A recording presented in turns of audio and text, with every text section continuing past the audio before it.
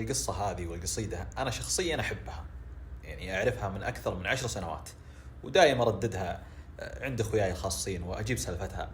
قلت اليوم بنزلها لكم، وكنت أبغى أصورها عند وادي الرمة يوم مشى السنة هذه. صورتها مو بكنت، لكن صار فيه إزعاج وأصوات وكذا فعجزت.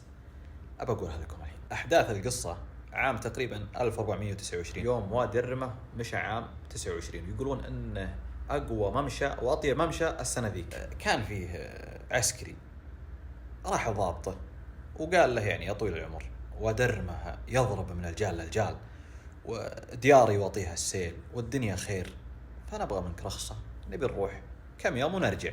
فقال له ضابطه ما شاء الله تبارك الرحمن، الله يسقيكم الخير وإن شاء الله دياركم بتربع وديار المسلمين كلهم، لكن روحه ما في روحه وبتداوم مثلك مثل أخوياك. يوم ضاقت به الدنيا وضاقت به الوسيعة، الرجال كان مأمل إنه يروح يشوف الخيرات يشوف الوادي، لكن وأنا شخصيا أشكر ضابطه الصراحة اللي خلاه يكتب لنا هالقصيدة ذي اللي يتحمس أي واحد حتى لو أنه مو من قبيلة الشاعر. فقال وادي الرمة يضرب من الجال للجال، وكالتي ضابط فصيلي رفضها، طاوع بنا هرج انقيلي ولنذال مرضى القلوب اللي نخلها، مرضها يا راسي يصبر كل أيام، واليال إن ما نهضها الرب محدن نهضها، تراكم الروس المشاكيل الأبطال قطعانهم ترعى ولحدن، عرضها حرب السطر حرب الوفاء حرب الأفعال الترك لولا حرب محدن،